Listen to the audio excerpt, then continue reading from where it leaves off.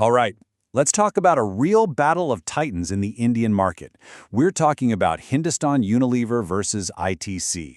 These two giants are constantly fighting for a bigger piece of your spending. And their latest quarterly results just landed, giving us a super fresh look at who might be pulling ahead. So let's get into it. Let's break down the numbers and figure out who's really winning this war for the Indian consumer. But here's the thing. It's not just about who made more cash this quarter. The real story here is how they did it. What we're seeing are two completely different game plans, two totally different bets on where the Indian economy is headed. You've got one company telling a story of intense focus, and the other, a story of wide-ranging diversification. So on one side, you've got HUL, Hindustan Unilever. I mean, their brands are practically part of the furniture in every Indian home, right? Think Surf Excel, Literal, Red Label Tea, you know the names. Then, on the other side, you have ITC. They're a total powerhouse with their own lineup of must-haves, like Ashirvad, Atta, and Sunfeast biscuits. So yeah, this isn't just some boring corporate rivalry. Nope, this is a battle that's happening in millions of shopping carts every single day. Okay, let's dive into this clash of the titans. First, we're going to hit the raw numbers that really defined the quarter for each of them. Then, we'll get into something really interesting, how each company is basically reading the economic tea leaves to figure out their next big move. And just so we're all on the same page here, every single number we're going to talk about comes straight from their Q1 results for the financial year 2026. You can think of it as the most up-to-date snapshot we have of their performance, looking at the middle of 2025. All right, first up, the quarter by the numbers. And let me tell you, right off the bat, these two companies start telling very, very different stories. Wow! The difference is it's immediate and it's stark. You have HUL posting a pretty steady 5% in what they call underlying sales growth. But then you look at ITC and they're reporting a massive 20% jump in their gross revenue. Now, I know these are slightly different ways of measuring things, but you just can't ignore the message here. When it comes to pure top-line growth, ITC had an absolute blockbuster of a quarter. Okay, but here's where the plot really thickens, the profitability story. ITC's huge revenue surge, it turned into a solid 5% profit increase. Nice.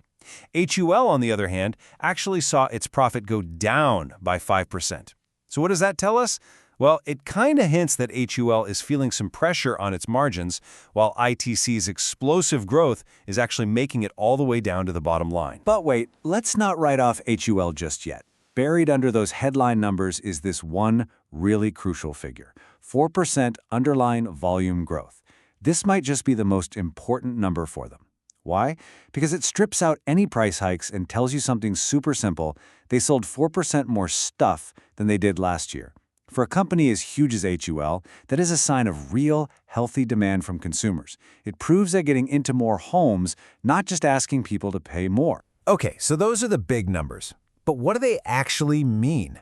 To really get inside their strategies, we've got to understand how each of these giants is reading the overall economic climate. Let's start with HUL CEO, Rohit Jawa.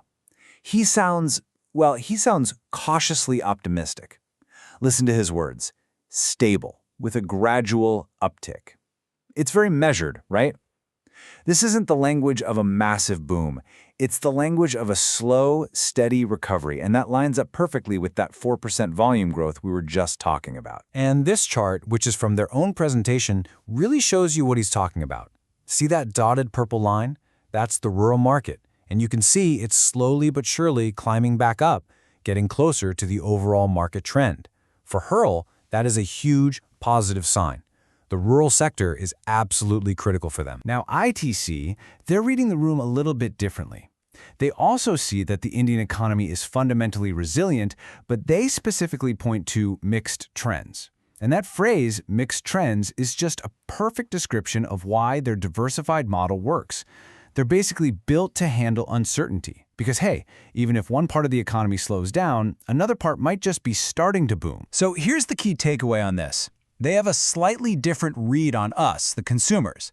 HUL is totally zeroed in on that gradual rural improvement.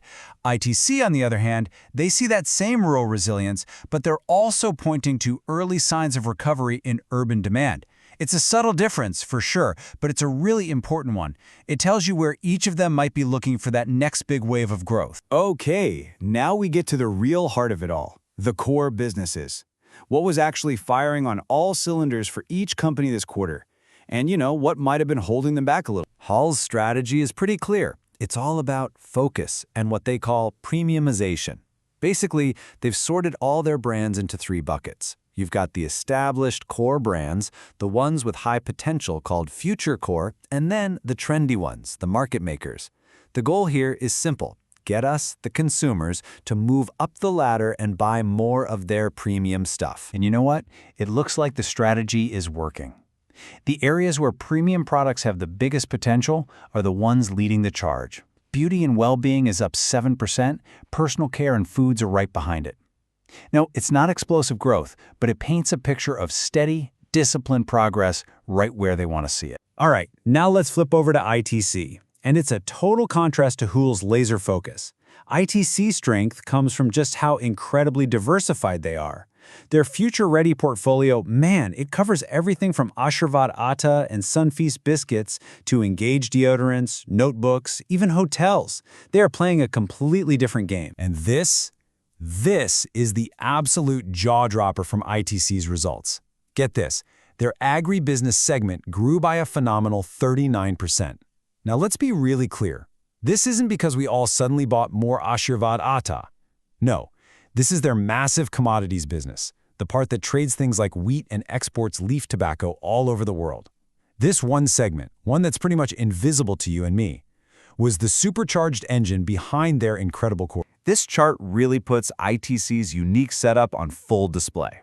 So yeah, their cigarettes business is still a massive revenue driver, no question. But just look at how their agribusiness has ballooned to almost the same size this quarter. And then you see this slice called FMCG Others. That's the part with the biscuits and soaps and noodles that goes head-to-head with HUL. And even though it's a smaller piece of ITC's total pie right now, how that segment performs is the real test of how they're doing in the direct fight for our shopping baskets. So remember, these results are just a snapshot in time. The real question is, what's the long-term game plan? Let's take a look at the future strategies each of these companies has laid out. And when you put their long-term strategies side by side, you can see they're just as different as their business models. HUL's strategy, which they call Aspire, it looks like a focused sprint down one single track. ITC's strategy, ITC Next, looks more like a web, right? A multi-pronged attack designed to find connections and strengths across a ton of different industries. So let's just boil it down. HUL's philosophy is simple and it's powerful. Focus, excel, and accelerate. That's it. It's the classic playbook for a consumer goods company, just perfected. ITC's vision, on the other hand, is way broader. They're talking about using future tech, being consumer-centric everywhere, and being climate positive. It's really a conglomerate strategy built for the 21st century. And all of this leaves us with the ultimate question, doesn't it? Which strategy is going to win in the long run? Is the future of the Indian consumer going to be defined by HUL's focused premium brand playbook?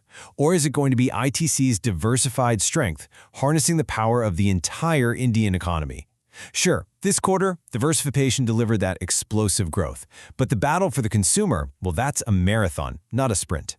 And the final answer? That's going to help write the next chapter of Indian business.